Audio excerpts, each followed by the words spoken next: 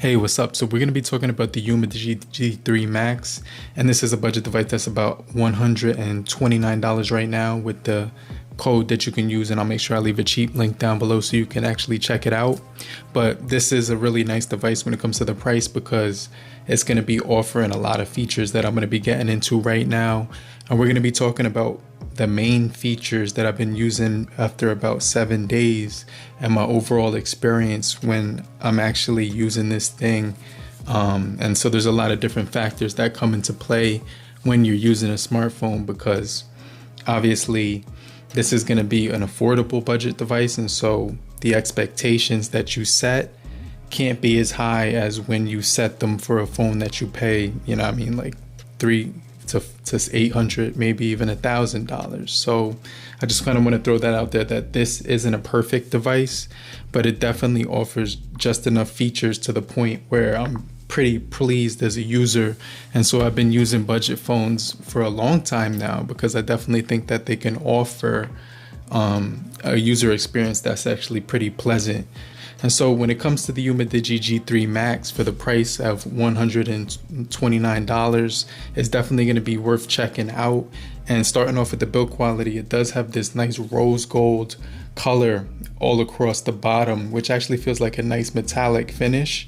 And on the back is going to be a plastic material that actually feels like leather. And so it's got the same pattern as leather, but it's just not going to be that soft to the touch leather feel that you're used to feeling when you're working with real leather, but it will have a nice pleasant feel to it.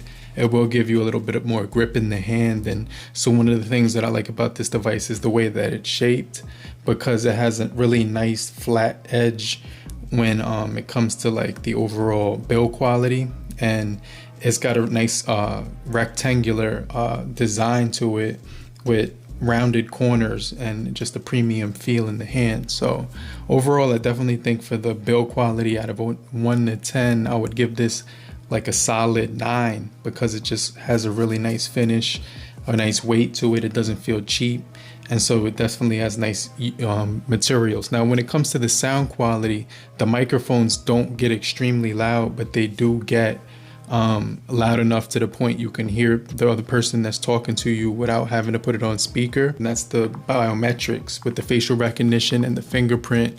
I'm actually extremely impressed with how fast this device opens when it comes to unlocking it.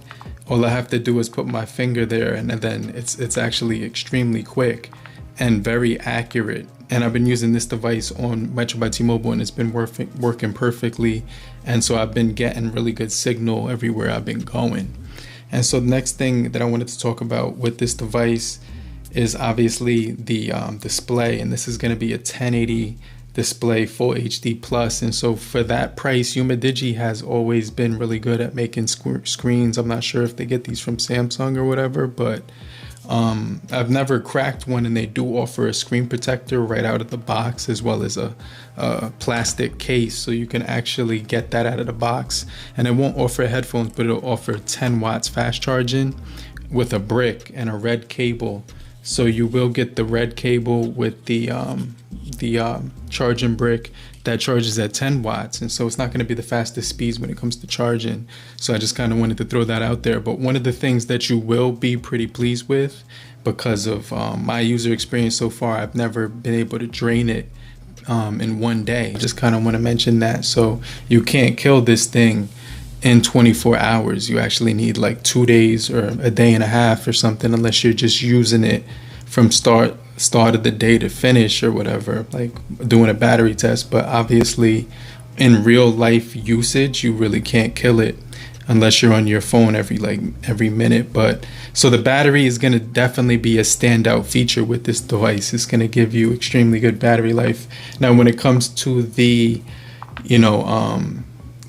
unlocking this device, and that's the biometrics with the facial recognition and the fingerprint, I'm actually extremely impressed with how fast this device opens when it comes to unlocking it.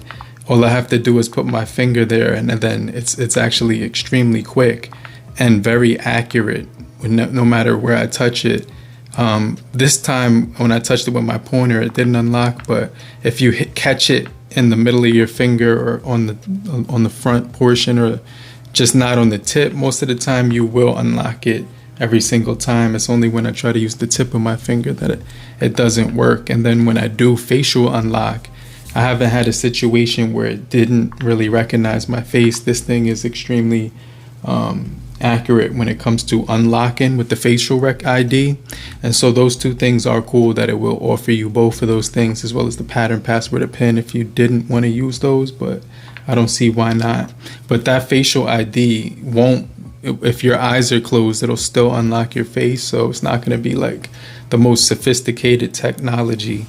So another thing that I definitely like is this thing has expansion of the storage, and you're getting 128 gigabytes of internal storage with this device with 8 gigabytes of RAM, and the RAM is expandable virtually with another 6, so you can get up to 15 gigabytes of RAM with the 128 gigabytes. Top it off, you're going to be able to get actually up to a terabyte when it comes to the expansion of the memory on here. So I definitely think that's pretty solid, but I do like the rose gold trim of this device. The metal, it's like, it definitely feels like a metal material, and it's got that rose gold finish, and it actually was cold to the touch when I had woke up in the morning, and you know that feeling when you touch something that's next to a window or something. It felt like that. So I definitely know it's really nice metal material on there.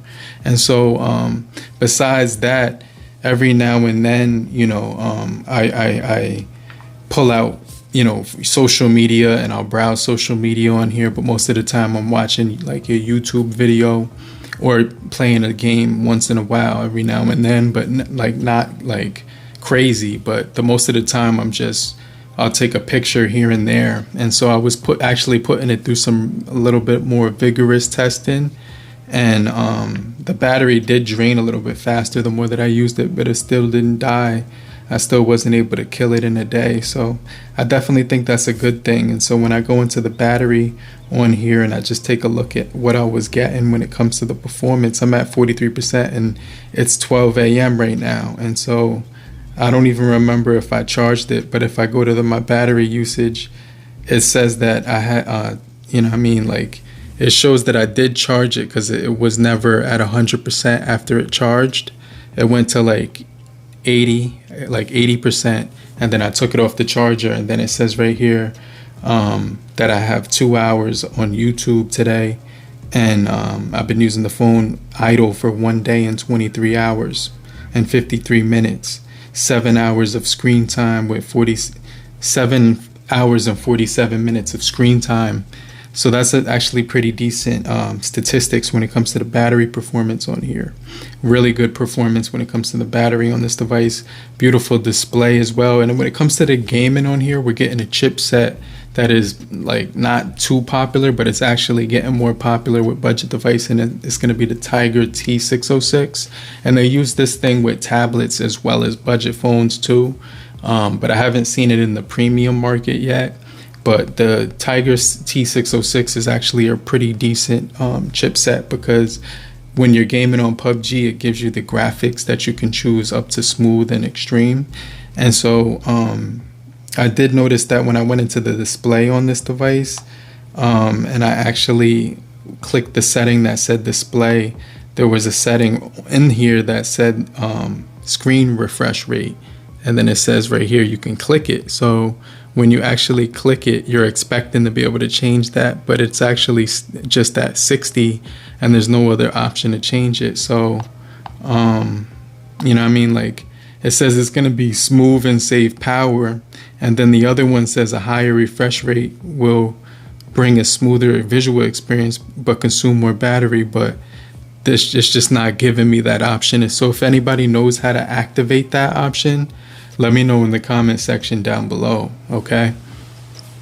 But overall, I could definitely say as a total package, this device offers a lot, because you're getting the expansion of the storage, the 3.5mm headphone jack, the nice clicky buttons, fingerprint facial recognition.